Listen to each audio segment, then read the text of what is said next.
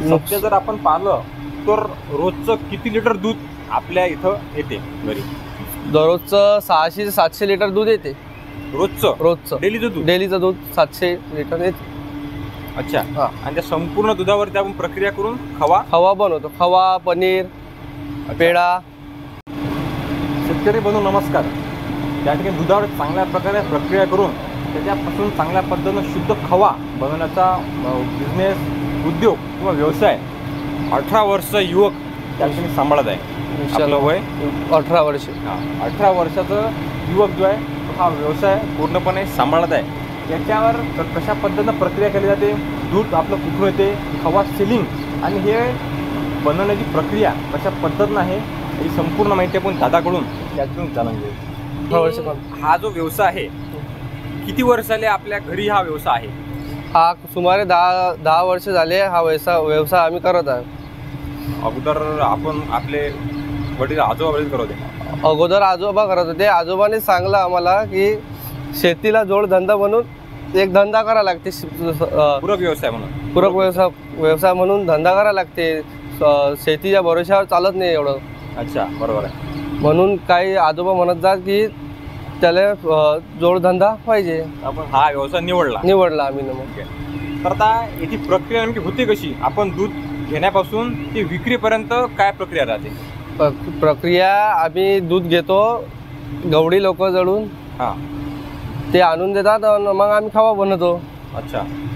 खवा बनवतो मग ते सेलिंग आम्ही नांदुरा वगैरे करतो. नांदुरा, मूर्तिजापूर, अकोला खूप दूर पर्यंत आमचा खवा जातो. खवा पूर्ण जाते. आणि आता प्रत्येक व्यवसायाचे 2 भाग असतात, एक अपयश आणि एक सक्सेसफुल.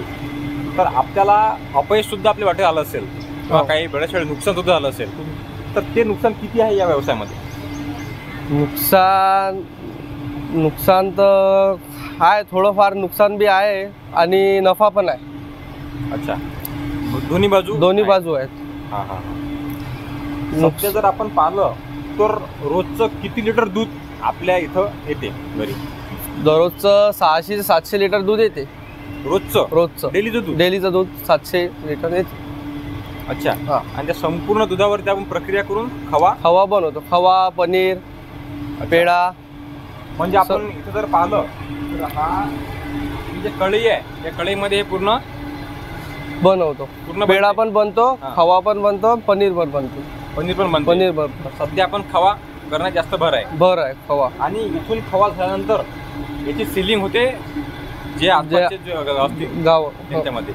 तर सध्या काय रेट आपला या खव्याला काय रेट भाव मिळत आहे? सध्या तर 260 चालू आहे. थोडे भाव वाढतात. 260 रुपये प्रति किलो.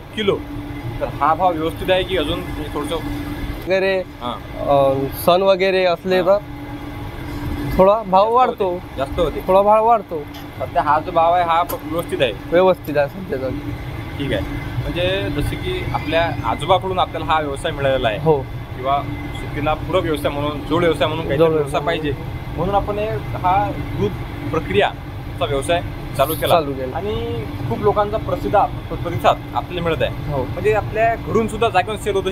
जागेवरून पण सेल होतो. आता साधारण इन्कम जर पाहिलं, उत्पन्न जर पाहिलं तर वार्षिक किती उत्पन्न याच्यापासून होते? 50 ते 60 हजार रुपये महिन्याला तर येतात. महिन्याला. अच्छा, म्हणजे 60 लाख रुपये वार्षिक. 60 लाख रुपये वार्षिक. हो. आता हा व्यवसाय याच्यापेक्षा आपल्याला मोठा करायचा आहे की सध्या ठीक आहे? सध्या थोडा ठीक आहे. दूध जशा प्रमाणे वाढेल तशा प्रमाणे व्यवसाय वाढेल. अच्छा, म्हणजे आपली इच्छा आहे की वाढायची. हो. जसं पद्धत दूध येणार आहे. हो. तर आपण इच्छा आहे वाढायची. आता मित्रा, तर आपले जे तरुण शेतकरी आहेत, युवक शेतकरी आहेत, जसं की आपण सर्व शेतकरीच आहोत. इतर शेतकरी पुणे, मुंबई साईडला 10 ते 15 हजार रुपये नोकरी करतात. तर त्यांच्यावर तू कशा पद्धतीने पाहतो की त्यांनी नोकरीच करायला पाहिजे की इथं गावामध्ये येऊन अशा पद्धतीने व्यवसाय होऊ शकतो? व्यवसाय तर हो, आपण व्यवसायासाठी राजा माणूस राहतो ना. हा आपण तू सध्या इथे मालक आहे. हो. तुला जर वाटलं तू कुठे जाऊ शकतो, काही करू शकतो. पण पुणे मुंबईला घेणारा 15 हजाराचा मुलगा उद्या जर समजा त्याच्या घरी काही कमी जास्त झालं तर त्याला साहेबांना विचारायला लागते की की घरी यायचं कसं आहे, बरोबर आहे? हो हो तर इथं आपली ही एक कळी आणि एक दुसरी कळी, दोन कळीवर आपण प्रक्रिया करता. हो. मला लाईन जर गेली तर काय आपल्याला व्यवस्थित आहे? लाईट गेली तर जनरेटर आहे चालू, जनरेटरची त्याची व्यवस्था व्यवस्था पण केलेली आहे. म्हणजे याला लाईन पाहिजे, लाईन पाहिजेच. हे जर थांबलं तर हे जळते पुरं, संपूर्ण जळून संपूर्ण जळून जातो डायरेक्ट, नुकसान होते. याच्या पुढे अर्धा घंटा लागतो याले, हां आणि याच्या मधात जर लाईन गेली हां हां. तर पूर्ण जळून जातो. त्याची व्यवस्था आम्ही जनरेटर लावून केलेली आहे. अच्छा, दोन्ही प्रकारची व्यवस्था आपण आपल्या सहाय्यानं केलेली आहे. हो, लाईन पण आहे आणि जनरेटर पण आहे. त्याला आपण मशीन बसवलेली आहे का? हो दोन कळ्यानं. हो.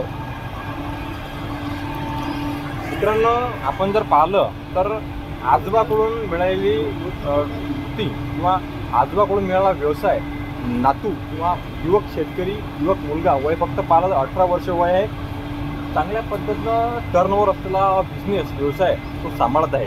म्हणजे इतर जे आपले शेतकरी आहेत ते 10,000 ते 15,000 रुपयानं पुणे मुंबईच्या ठिकाणी नोकरी करतात, त्यांच्यासाठी अतिशय प्रेरणादायी त्या ठिकाणी हा व्हिडिओ होणार आहे की आपल्या घरी राहून सुद्धा आपण शेतीपूरक व्यवसाय करू शकता आणि घरी राहून सुद्धा आपण आपले स्वतः मालक त्या ठिकाणी करू शकता. म्हणून अशा पद्धतीनं पण आपल्याला जर याची माहिती पाडण्याची तर हे जे गाव आहे हे आहे भेंडवड, बुलढाणा जिल्ह्यामधील भेंडवड. आपल्याला जर या ठिकाणी भेट द्यायची असेल तर या ठिकाणी अवश्य आपण भेट देऊ शकता. धन्यवाद. जय जवान, जय किसान.